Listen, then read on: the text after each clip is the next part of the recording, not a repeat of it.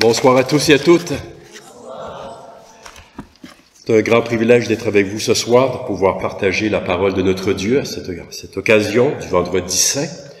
Nous ne sommes pas nécessairement liés par une tradition, mais c'est certainement une belle tradition qui nous permet de nous rappeler justement ce que notre Sauveur a accompli pour nous, ce qu'il a, l'œuvre de rédemption qu'il a faite afin de nous racheter de nos péchés.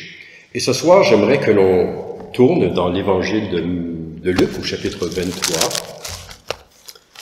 Je m'excuse si jamais j'ai un peu la voix nasillarde, je parle un petit peu du nez. J'ai un restant de grippe. En fait, je ne sais plus si c'est un restant ou si c'est là pour le restant de mes jours.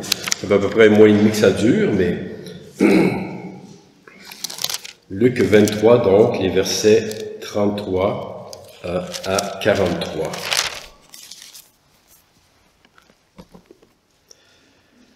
Il nous est dit donc, Luc nous rapporte que lorsqu'ils furent arrivés, alors il est question de Jésus et de deux malfaiteurs qui ont été condamnés avec lui, lorsqu'ils furent arrivés au lieu appelé Crâne, ils le crucifièrent là, ainsi que les deux malfaiteurs, l'un à droite, l'autre à gauche. Jésus dit, « Père, pardonne-leur, car ils ne savent ce qu'ils font. » Il se partagea ses vêtements en tirant au sort. Le peuple se tenait là et regardait. Les magistrats se moquaient de Jésus, disant, « Il a sauvé les autres, qu'il se sauve lui-même s'il est le Christ, l'élu de Dieu. » Les soldats aussi se moquaient de lui, s'approchant et lui présentant du vinaigre, et disaient, « Si tu es le roi des Juifs, sauve-toi toi-même. » Il y avait au-dessus de lui cette inscription, « Celui-ci est le roi des Juifs. » L'un des malfaiteurs crucifiés l'injuriait, disant, « N'es-tu pas le Christ? Sauve-toi toi-même et sauve-nous. » Mais l'autre le reprenait et disait, « Ne crains-tu pas Dieu, toi qui subis la même condamnation? Pour nous c'est justice, car nous recevons ce qu'ont mérité nos crimes. Mais celui-ci n'a rien fait de mal. » Il dit à Jésus, « Souviens-toi de moi quand tu viendras dans ton règne. » Jésus lui répondit, « Je te le dis, en vérité aujourd'hui tu seras avec moi dans le paradis. » Que le Seigneur puisse bénir sa parole à nos cœurs ce soir. Aujourd'hui, tu seras avec moi dans le paradis. Donc, nous célébrons la passion du Christ, sa mort sur la croix, ses grandes souffrances qu'il a. Mais effectivement, nous avons besoin, même si nous savons ce soir pourquoi il a fait cela, en même temps, nous avons besoin de nous le rappeler constamment et d'approfondir ce qu'il convient d'appeler un grand mystère. Pourquoi est-ce que Dieu nous a tant aimés au point de donner son Fils pour nous? Et pour cela, ce soir, j'ai divisé donc le message à partir de ce texte en 4 parties. En fait, Luc nous présente Jésus sous 4 angles. Premièrement, Jésus crucifié, puis Jésus méprisé, Jésus cru ou Jésus objet de la foi et Jésus Sauveur. Vous remarquerez que le centre du message, le cœur du message, qui est en fait le cœur de toute la Bible, c'est la personne de Jésus-Christ. Donc, Jésus crucifié, les versets 33 et 34. Lorsqu'ils furent arrivés au lieu appelé Crâne, ils le crucifièrent là, ainsi que les deux malfaiteurs, l'un à droite, l'autre à gauche. Jésus dit, « Père, pardonne-leur, car ils ne savent ce qu'ils font. » Ils se partagèrent ses vêtements en tirant au sort. La crucifixion, qui vient probablement des Perses, qui était pratiquée par plusieurs nations, mais la crucifixion avait été reprise par les Romains, et c'était considéré comme l'une des formes d'exécution les plus horribles que l'on ait jamais conçues. Elle exposait publiquement à une abjecte honte celui qui en était l'objet, le jetait dans une terrible agonie, à d'atroces et d'insupportables souffrances. Les Romains réservaient cette mise à mort pour les esclaves et les criminels qui avaient commis les plus ignobles méfaits.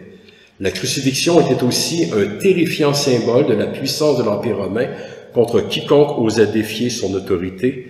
Il a été dit qu'une personne crucifiée mourait de 1000 morts. Imaginons-nous cloués sur une croix. Les pieds, les mains, la croix qui est dressée à la verticale, les jambes un peu courbées, et là, vous n'êtes plus capable de respirer, mais lorsque vous essayez de vous relever, bien sûr, les clous plantés dans vos mains et dans vos pieds vous font atrocement souffrir. C'est une mort lente, extrêmement cruelle et douloureuse. En fait, elle génère des souffrances absolument insoutenables. Et c'est ce à quoi a été soumis le Seigneur Jésus-Christ. C'est donc sur un tel instrument de torture que Jésus, ayant été livré aux Romains par les principaux de la nation juive, et a été condamné à la peine capitale, c'est sur cette croix qu'il a été cloué, qu'il a été exposé à l'ignominie à la vue de tous, puisqu'on crucifiait les esclaves considérés comme moins que rien et ceux qu'on considérait aussi comme ayant commis les pires crimes qui soient. C'est non seulement qu'il a été crucifié à ce moment-là, mais auparavant, il avait été maltraité par les gardes juifs, puis, sur ordre de Ponce Pilate, le gouverneur romain, on l'avait soumis au fouet. Il s'agissait d'un court manche de bois auquel étaient attachées des lanières de cuir, avec aux extrémités de celles-ci des morceaux de métal ou d'os tranchants. Le dos de la personne soumise à ce châtiment était ainsi profondément lacéré, au point même qu'il n'était pas rare que certains organes, tels les reins ou la rate, étaient touchés. En fait, ça touchait les muscles, ça pouvait aller jusqu'aux os, et parfois ça atteignait même certains organes, tels que les reins et la rate, et plusieurs personnes mouraient des suites de tels sévices avant même d'être exécutées. Après que Jésus ait subi le fouet, il nous est dit aussi qu'il a été cruellement malmené par les soldats romains. On lit ça dans l'évangile de Matthieu, chapitre 27, les versets 27 à 31. Il nous est dit que les soldats du gouverneur conduisirent Jésus dans le prétoire. Ils assemblèrent autour de lui toute la cohorte. Habituellement, on évalue une cohorte romaine à environ 600 hommes. Ils lui ôtèrent ses vêtements, le couvrirent de manteau écarlate, ils tressèrent une couronne d'épines qu'ils posèrent sur sa tête et lui mirent un roseau dans la main droite, puis, s'agenouillant devant lui, ils le raillaient en disant « Salut, roi des Juifs !» Ils crachaient contre lui, prenaient le roseau, frappaient sur sa tête, et après s'être ainsi moqués de lui, ils lui ôtèrent le manteau, lui remirent ses vêtements et l'amenèrent pour le crucifier. C'est cet homme donc déjà fortement affaibli et au corps meurtri, mutilé, gravement torturé. C'est cet homme que l'on a cloué sur le bois de la croix, avec à ses côtés 2 brigands. Je rappelle que ce dos lacéré ainsi devait énormément le faire souffrir, même lorsqu'il bougeait sur la croix. Imaginons-nous sur le bois rude de cette croix-là, lorsqu'il osait légèrement bouger, la douleur que cela devait générer. Entre deux brigands, on pense que c'était les acolytes de Barabbas qui avaient été graciés à la place de Jésus et qui avaient été condamnés pour sédition, parce que le terme employé ici fait référence à des voleurs ou pas seulement à des criminels qui méritaient la peine capitale, donc on pense qu'ils étaient des acolytes de Barabbas. Il nous est dit que les soldats se partagèrent ses vêtements en tirant au sort. Du fait de sa condamnation, Jésus est dépossédé de tous ses droits, de tous ses biens, même de ses vêtements. N'étant alors revêtu sur son instrument de torture que d'un pagne. Il n'a aucun appel possible. Il est déclaré mort, comme n'existant plus pour l'État romain. La seule issue pour quelqu'un dans une telle situation, c'était la mort. Il n'existait plus pour la société. Il était retranché des vivants. Jésus crucifié. Versets 35 à 39, Jésus méprisé maintenant. Le peuple se tenait là, regardait. Les magistrats se moquaient de Jésus, disant « Il a sauvé les autres, qu'il se sauve lui-même s'il est le Christ, l'élu de Dieu. » Les soldats aussi se moquaient de lui, s'approchant et lui présentant du vinaigre, ils disaient « Si tu es le roi des Juifs, sauve-toi toi-même. » Il y avait au-dessus de lui cette inscription « Celui-ci est le roi des Juifs. » Et l'un des malfaiteurs crucifiés l'injuriait, disant « N'es-tu pas le Christ? Sauve-toi toi-même et sauve-nous. » Donc, pendu au bois, Jésus est alors offert en spectacle à la foule présente. Cette foule devait être importante en raison du caractère notoire du condamné. Qui n'avait pas entendu parler de Jésus de Nazareth? De plus, puisqu'on était à l'approche de la Pâque juive, un grand nombre de pèlerins affluaient alors à Jérusalem. Des milliers, des dizaines de milliers. Si certains se sont certainement attristés de ce qu'ils voyaient, d'autres en ont fait un sujet de risée. Les principaux de la nation juive, ce qui comprenait bien sûr les chefs religieux, se joignirent à cette raillerie et même l'alimentèrent en déclarant « Si cet homme est vraiment le Messie », il ne s'adressait pas à Jésus, il s'adressait à la foule, même pour décourager ceux qui auraient pu croire que peut-être qu'il était l'envoyé de Dieu, peut-être qu'il était un prophète, peut-être que c'était un homme de bien. Si cet homme est vraiment le Messie qu'il prétend être, qu'il descende de la croix maintenant. N'a-t-il pas déjà accompli de nombreux miracles? Eh bien, qu'il en opère un nouveau, et prouve ainsi qu'il est l'élu de Dieu. Dans le cas contraire, bien sûr, la preuve ne serait-elle pas formellement établie plutôt que ce Nazaréen n'était qu'un imposteur, un blasphémateur. Pourquoi? Parce que la loi de Dieu, parce que Moïse, le grand prophète et le législateur d'Israël, avait écrit que celui qui est pendu au bois est un objet de malédiction auprès de Dieu. On trouve ça dans le livre du Deutéronome, chapitre 21, verset 23, et certainement qu'il se servait de cette déclaration de Moïse, et donc de ce qu'on retrouvait dans la loi de Dieu, dans la parole de Dieu, pour déclarer, voyez, cet homme est pendu au bois. C'est la preuve qu'il est maudit de Dieu. C'est la preuve que c'est un malfaiteur. C'est la preuve, comme certains l'ont dit, que cet homme a accompli des miracles par Belzébul, par le démon lui-même. Sauf qu'en agissant ici, les principaux du peuple omettait d'autres textes de l'Écriture, qui annonçaient que le Messie allait effectivement souffrir avant d'être glorifié. Par exemple, David avait écrit environ 1000 ans plus tôt ce qui suit au sujet du roi à venir, du Messie. On trouve ça dans le livre, dans le psaume 22, les versets 7 à 9. « Et moi, je suis un ver et non un homme, l'opprobre des hommes et le méprisé du peuple.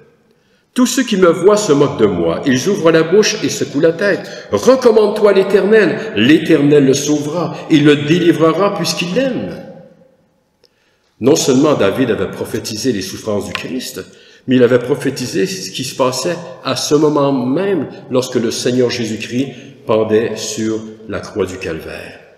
Et encore un peu plus loin, dans le même psaume, au verset 17 à 19, nous lisons « Car des chiens m'environnent, une bande de scélérats rôde autour de moi, ils ont percé mes mains et mes pieds. Je pourrais compter tous mes os, eux, ils observent, ils me regardent, ils se partagent mes vêtements, ils tirent au sort ma tunique. » 8 siècles avant la venue du Sauveur, le prophète Ésaïe aussi annonçait ceci. « J'ai livré mon dos à ceux qui me frappaient et mes joues à ceux qui m'arrachaient la barbe. » Alors c'est le Messie qui parle de façon prophétique ici. « J'ai livré mon dos à ceux qui me frappaient, mes joues à ceux qui m'arrachaient la barbe. Je n'ai pas dérobé mon visage aux ignominies et aux crachats. » Ésaïe, chapitre 50, verset 6. Au chapitre 52, toujours du livre d'Ésaïe, au verset 13 à 15, nous lisons « Voici, alors Dieu parle, voici mon serviteur, le Messie prospérera, il montera, il s'élèvera bien haut, de même qu'il a été pour plusieurs un sujet d'effroi, tant son visage était défiguré. Tant son aspect différait de celui des fils de l'homme, de même il sera pour beaucoup de peuples un sujet de joie. » Ainsi, la parole de Dieu annonçait que si le Messie allait un jour régner, et libérer et apporter la paix à Israël, la même parole de Dieu annonçait qu'avant cela, qu'il allait être rejeté, qu'il allait être humilié, qu'il allait être torturé, qu'il allait souffrir grandement avant d'entrer dans son règne de gloire. Maintenant, à toutes ces voix sarcastiques s'ajoute aussi celle des soldats romains. C'étaient des païens, bien sûr. Pour eux, il n'y a qu'un seul roi, c'est César, et donc ils n'ont que mépris pour cet individu qu'ils considèrent probablement, dans leur ignorance, comme une espèce de pauvre illuminé, un agitateur, un usurpateur, comme il y en avait bien sûr un peu partout dans le monde à cette époque-là, et en Israël, parce que effectivement, lorsque nous lisons notamment le Nouveau Testament, nous voyons que, et lorsque nous lisons même l'histoire d'Israël, nous voyons qu'il y a bien des gens qui se sont levés en se prétendant être les libérateurs d'Israël ou le Messie. Même l'un des brigands crucifiés aux côtés de Jésus l'insulte et le raille avec véhémence, considérant que s'il est réellement le Christ, il devrait non seulement se sauver, mais qu'il devrait aussi délivrer ses compagnons d'infortune. Intéressant, cet homme aussi souffrait énormément. Et sa pensée, c'est de railler le Seigneur Jésus-Christ en lui disant, si tu es vraiment le Messie, descends de là, et puis, libère-nous aussi. Il y avait au-dessus de lui cette inscription, « Celui-ci est le roi des Juifs ». Cela avait pour but d'indiquer de quoi le supplicié avait été accusé. C'est Pilate, le gouverneur romain, que les leaders juifs avaient forcé à faire condamner Jésus, qui en avait dicté le contenu. Ces derniers avaient demandé qu'il soit plutôt écrit « Celui-ci a dit qu'il est le roi des Juifs ». Mais Pilate avait refusé, probablement pour se moquer d'eux et pour se venger d'eux, parce qu'en fait, il avait pris au piège.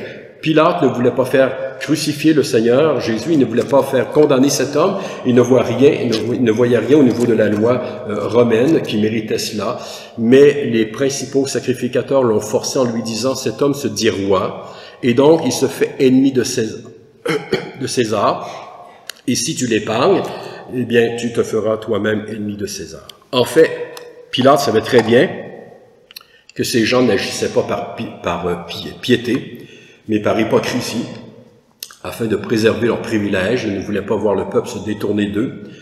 Et ce n'était absolument pas par égard à la justice ou la vérité, donc ils avaient fait condamner cet homme, mais par pure jalousie. Mais en fait, c'était la main de Dieu qui avait dirigé cela, afin de proclamer que celui qui gisait sur cette croix, dans une telle disgrâce, était véritablement le Messie, le descendant de David promis, le libérateur d'Israël, appelé à la plus haute gloire possible.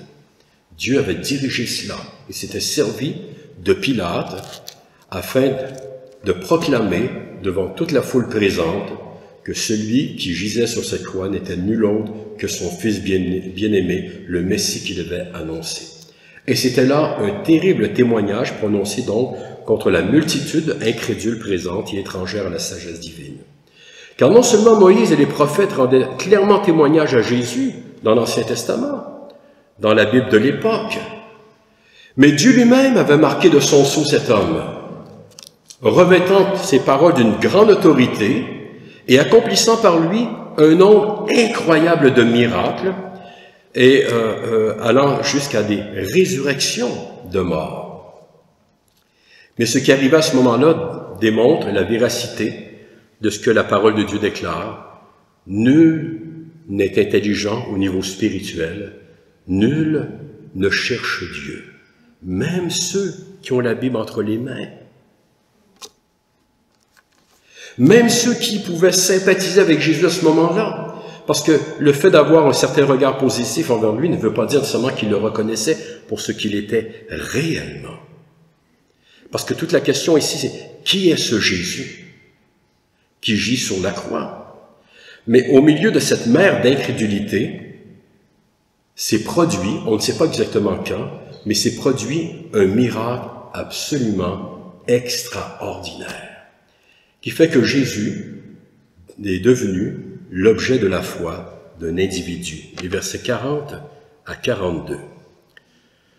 Mais l'autre malfaiteur, l'autre brigand, crucifié à côté de Jésus, reprenait le premier, donc, qui se moquait de lui, et disait « Ne crains-tu pas Dieu, toi qui subis la même condamnation? Pour nous, c'est justice, car nous recevons ce qu'ont mérité nos crimes. Mais celui-ci n'a rien fait de mal. » Et dit à Jésus « Souviens-toi de moi quand tu viendras dans ton règne. » Matthieu nous rapporte dans son évangile que les deux brigands, dans un premier temps, se moquaient de Jésus. Mais quelque chose s'est passé chez l'un d'eux, celui qu'on appelle communément le bon larron. Vous comprenez que c'est une très mauvaise expression. Il n'était pas bon du tout. C'est un pauvre pécheur. Mais il s'est passé quelque chose dans son cœur, dans son âme. À son côté se tient, à ce moment-là, le même supplicié qu'il avait précédemment tourné en dérision, comme tout le monde. Il s'agit toujours de cet homme, mis au banc par les plus hautes instances religieuses de la société juive, cet homme livré au plus grand déshonneur et condamné à la peine capitale, réservée aux plus vils criminels. Cet homme au visage tuméfié par les coups, défiguré, dont on a arraché la barbe et coiffé grotesquement d'une couronne d'épines. Cet homme au corps ensanglanté, les mains et les pieds percés par les clous, le dos déchiqueté par le fouet et qui attend la mort. C'est toujours le même homme. Cependant, notre malfaiteur, et on ne sait pas qu'est-ce qu'il connaissait de Jésus exactement en tant que tel, ce qu'il avait pu entendre à cet effet, et quelle éducation qu'il avait pu avoir, probablement qu'il était d'origine juive, est-ce qu'il avait reçu une certaine éducation, on n'en sait rien. Ce qu'on sait certainement, c'est qu'il avait tout mis cela de côté, que cela n'avait eu aucun effet dans sa vie jusqu'à ce moment-là. Mais alors qu'il gît à côté de Jésus, cet homme perçoit maintenant quelque chose de différent dans ce crucifié qui agonise à ses côtés. Quelque chose qui passe inaperçu aux autres, qui ne peut être discerné que spirituellement. Le voile qui empêchait son cœur de voir la réalité a été enlevé. Il est guéri de la cécité dont son âme jusque-là souffrait, de l'endurcissement de cette âme qui le rendait insensible au bien et à la vertu authentique.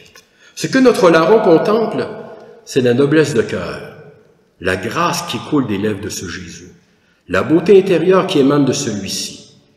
Il l'a probablement observé et entendu sur le chemin qui les a conduits à Golgotha. Il a été sidéré lorsqu'au moment où on l'a crucifié, ce Jésus, au lieu de se plaindre ou de proférer des imprécations, a alors prononcé cette prière en faveur de ses ennemis qui l'ont jeté dans une telle misère, dans une telle tourmente. « Père, pardonne-leur, car ils ne savent ce qu'ils font. » Jamais notre larron n'avait entendu une telle chose. Lui-même avait certainement maudit ses exécuteurs. Cependant, cette douceur qui émanait de ce Jésus était en même temps imprégnée d'une autorité royale, impériale, céleste, divine. Notre brigand comprend alors que ce Jésus n'est pas le coupable, que la haine dont il est l'objet est sans fondement, mais qu'il est traité injustement. Plus encore, il comprend que ce Jésus n'est nul autre que le Messie annoncé, le Sauveur d'Israël. Il prend alors sa défense publiquement et appelle l'autre bandit à cesser ses injures et à se repentir. « Ne crains-tu pas Dieu, toi qui subis la même condamnation? Pour nous, c'est justice, car nous recevons ce qu'ont mérité nos crimes, mais celui-ci n'a rien fait de mal. » Ainsi, notre malfaiteur reconnaît non seulement l'innocence de ce Jésus, mais saisi par la crainte de Dieu et de son jugement, il confesse sa propre culpabilité. Il avoue qu'il reçoit le salaire de son crime. Il dit « Je suis crucifié parce que j'ai mal agi ». Il confesse qu'il mérite pleinement son sort. La conscience de notre homme l'avait certainement interpellé plus d'une fois dans sa vie, comme elle interpelle tous les hommes. Mais jusque-là, il avait refusé obstinément de l'écouter. Il avait tenté par toutes sortes de moyens de l'esquiver et de la faire taire, notamment en se comparant aux autres, ce qu'on fait tous, n'est-ce pas? Mais maintenant, en présence de ce Jésus, d'un caractère si pur, il ne peut qu'abdiquer. Il cesse de se cacher à lui-même la vérité. Il ne peut plus régimber contre les aiguillons de cette voix intérieure de sa conscience qui le condamne devant Dieu. Ces aiguillons, n'est-ce pas, cette espèce de pieu, de pic avec lequel on faisait avancer les bœufs, récalcitrant. Il cesse de se mentir à lui-même sur sa misère morale et spirituelle. Il cesse de dissimuler cette morale, cette misère spirituelle par toutes sortes de faux raisonnements, par toutes sortes d'auto-justifications. Pourquoi est-ce que j'agis ainsi? Ainsi mis à nu, il s'humilie et avoue qu'il est un pauvre et misérable pécheur devant Dieu. C'est le gros bon sens. Combien nous cherchons à excuser nos péchés, mais à la lumière du Christ, lorsque nous découvrons le véritable Christ de la parole, n'est-ce pas, tout cela éclate. Et nous n'avons qu'une seule avenue possible, reconnaître que nous sommes des pécheurs. Il s'humilie. Et il adresse cette prière extraordinaire. Il a entendu cette prière incroyable de cet homme qui a demandé à Dieu de pardonner à ses bourreaux, mais lui-même fait maintenant une prière extraordinaire. Il se tourne vers Jésus et lui dit « Souviens-toi de moi quand tu viendras dans ton règne. » Matthew Henry a écrit que c'est là la prière d'un mourant, un sauveur mourant. Calvin a dit que probablement on n'avait jamais vu, depuis la création du monde, une telle foi. Cet homme, à ce moment-là, est convaincu que ce Jésus rejeté et haï de tous, en train de se vider de son sang, de mourir, va un jour régner par la puissance de Dieu, qu'il est le Messie, le roi de justice, le sauveur et l'unique espérance d'Israël. Ce que les disciples du Seigneur Jésus doutaient en ce moment même, ceux qui l'avaient enseigné pendant plus de 3 ans. De plus, notre larron croit que celui qui a intercédé comme il l'a fait en faveur de ses bourreaux lui accordera aussi le pardon de ses péchés, sa miséricorde. Il comprend à ce moment-là que son plus grand besoin, c'est de recevoir le pardon de Dieu, d'être lavé de ses péchés. Et il ne demande plus à être délivré comme il avait fait dans un premier temps. Il ne demande plus à être délivré de sa condition présente, de sa mort imminente, mais de ses fautes, de la perdition éternelle, pour pouvoir jouir avec ce Sauveur de la vie impérissable lorsque ce dernier va venir et entrer dans son règne, dans ce royaume incorruptible. Et pour en arriver là, il est intéressant de noter que notre malfaiteur n'a pas eu besoin de miracle. Il a juste rencontré Jésus. Il a juste contemplé Jésus dans une juste perspective. Contrairement à la foule présente, les souverains prêtres qui attendaient un Messie qui allait les délivrer de ce qu'ils considéraient être leur véritable besoin, lui a reconnu son besoin essentiel, le plus grand besoin pour tout homme et pour toute femme en ce monde, le pardon de ses péchés,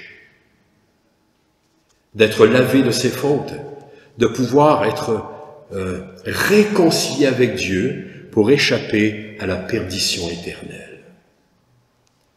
De là le 4e point, Jésus, Sauveur. Jésus, le Sauveur, verset 43. Jésus lui répondit, « Je te l'ai dit en vérité, aujourd'hui tu seras avec moi dans le paradis. » Quelle belle réponse, n'est-ce pas? Jésus accorde immédiatement son pardon au brigand repentant et lui affirme qu'il sera aujourd'hui même dans le paradis, un lieu de délice. Il ne lui dit pas qu'il va le délivrer de cette croix. Il lui dit, « Aujourd'hui même, tu seras avec moi dans le paradis. » Dans son immense faiblesse, dans son anéantissement, le Fils de Dieu règne néanmoins sur toutes choses à ce moment-là. Même si tous croient qu'il est perdu, il ne l'est pas. Il règne. Sa croix, nous dit Matthew Henry, est un trône. Et là, il exerce sa parfaite souveraineté. Par sa puissance infinie, agissant au travers de son impotence apparente, il attire une âme à lui. S'il y avait un moment où on aurait pu dire « pas maintenant », c'était bien celui-là. Mais il ne l'a pas fait. Malgré l'affliction et les tourments indicibles dans lesquels il se trouve plongé, Jésus porte attention à la requête de ce criminel repentant et lui apporte immédiatement la consolation ainsi que l'assurance dont ce dernier a tant besoin à ce moment crucial. Quel amour! Il révèle ainsi toutes les profondeurs de l'amour de Dieu pour les pécheurs que nous sommes. En fait, c'était là la raison même pour laquelle il avait paru. C'est la raison pour laquelle il s'est incarné, lui le Dieu d'éternité, pour venir chercher et sauver ceux qui est perdu. Cet individu qui, aux yeux de toute la société, semblait être le pire des criminels, une cause perdue, justement. Jésus est venu pour le sauver. Et pour cela, pour réaliser une telle chose, avant d'entrer dans sa gloire, il devait s'offrir en sacrifice pour le péché. Il devait accomplir le rachat des fautes, tout ce que la justice divine exigeait.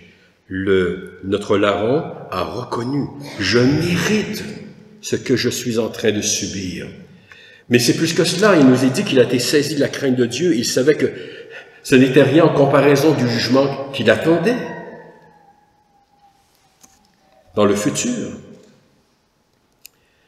Le Fils de Dieu apparut afin de nous délivrer de notre misère spirituelle, afin de nous accorder un avenir radieux en nous réconciliant avec Dieu par la mort de sa croix. C'est aussi ce que le prophète Ésaïe avait annoncé. Je vous fais la lecture d'une partie du chapitre 53 du prophète Ésaïe, les chapitres 5 à 11. Et combien il est triste de voir que la plupart de ceux qui appartenaient au peuple de l'Alliance à cette époque, de ceux qui possédaient les Écritures, n'ont pas pris garde à ces paroles. Mais il était blessé pour nos péchés, brisé pour nos iniquités. Le châtiment qui nous donne la paix est tombé sur lui et c'est par ses meurtrissures que nous sommes guéris. Nous étions tous errants comme des brebis, chacun suivait sa propre voie et l'Éternel a fait retomber sur lui l'iniquité de nous tous. Il a été maltraité et opprimé, il n'a point ouvert la bouche, semblable à un agneau qu'on mène à la boucherie, à une brebis muette devant ceux qui l'attendent. Il n'a point ouvert la bouche, il a été enlevé par l'angoisse et le châtiment. Et parmi ceux de sa génération, qui a cru qu'il était retranché de la terre des vivants et frappé pour les péchés de mon peuple? On a mis son sépulcre parmi les méchants, son tombeau avec les riches, quoiqu'il n'ait point commis de violence et qu'il n'y ait point eu de fraude dans sa bouche. Il a plu à l'Éternel de le briser par la souffrance.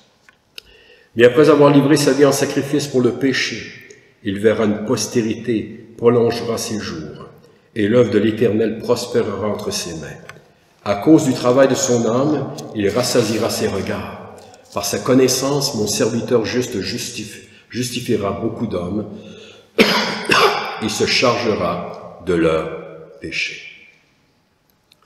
C'est grâce à ce sacrifice immense, au mérite infini donc, que nous sommes sauvés par la foi seule en Jésus, en nous reposant entièrement sur ce qu'il a fait en notre faveur.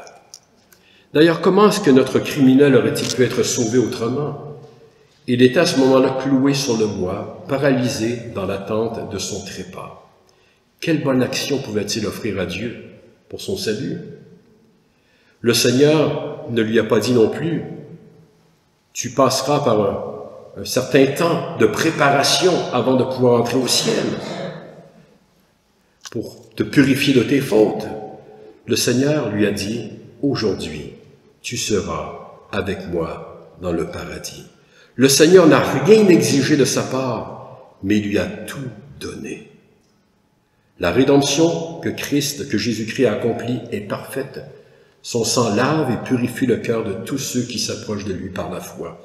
Aujourd'hui, tu seras avec moi dans le paradis. N'est-ce pas là pour nous une grande joie, une grande assurance, frères et sœurs? Aujourd'hui, tu seras avec moi dans le paradis. Et la question se pose, peut-être qu'il y a parmi nous quelqu'un qui n'a pas cette assurance. Peut-être que c'est la première fois que cette personne entend un tel message. Cette personne avait peut-être quelques idées concernant Jésus-Christ, justement, concernant ce qu'on trouve dans la Bible, l'Évangile, mais sans avoir nécessairement d'idées vraiment précises. Cette personne doit savoir ce soir que la Bible nous parle de salut, que le Fils de Dieu est venu pour sauver des pécheurs, et que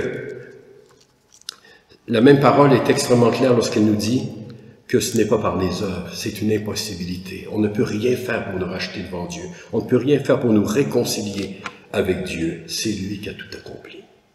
Tout ce qui est demandé, c'est de venir par la foi, de regarder à Jésus, de le contempler, de nous agenouiller devant lui, de nous humilier, de dire « Seigneur, souviens-toi de moi quand tu rentreras dans ton règne. » Et la personne qui agit ainsi peut avoir cette certitude que le Seigneur lui répond ce soir, « Aujourd'hui, tu seras avec moi dans le paradis. » Car ce même Jésus, maintenant ressuscité et glorifié, est présent ici même ce soir.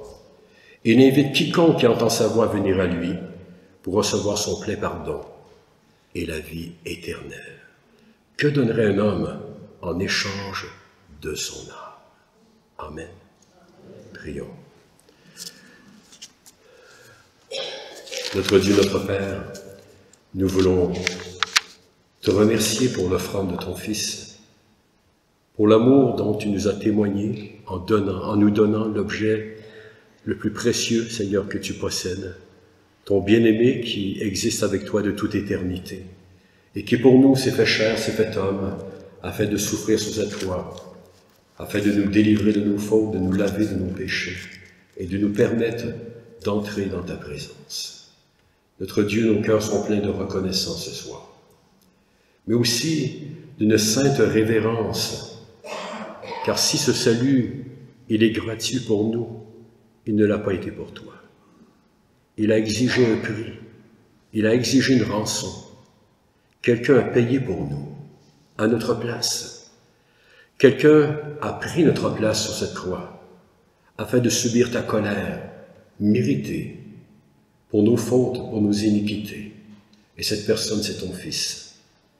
Et nous voulons, notre Dieu, te remercier, mais avec beaucoup de révérence, de sérieux, de crainte, devant un tel salut, si merveilleux, si glorieux, mais aussi si incompréhensible, notre Dieu. Nous voulons te remercier parce que, lorsque nous contemplons ton Fils sur cette croix, Seigneur, nous sommes littéralement éblouis et renversés par la grandeur, par le caractère infini de ton amour envers les pécheurs que nous sommes. Et nous voulons certainement te prier ce soir que s'il y a parmi nous quelqu'un qui n'est jamais venu à ce Fils, qui n'a jamais goûté sa présence, qui ne possède pas cette certitude, nous prions que cette personne, notre Dieu, ne puisse pas quitter ces lieux sans venir à lui. Sachant, notre Père, qu'il a dit qu'il ne mettrait dehors, qu'il ne mettrait personne dehors, jamais personne dehors qui vient à lui, car Seigneur, il est venu pour sauver. Il est venu donner sa vie afin de nous racheter. Et Seigneur, ses bras sont ouverts ce soir pour accorder un plein pardon à quiconque, Seigneur, se prosterne devant lui avec humilité. Notre Dieu, nous te bénissons pour un tel salut, pour une telle grâce, pour un tel amour, pour un tel évangile, pour une telle espérance, une telle assurance. Que ton nom soit béni, glorifié en Christ Jésus. Amen.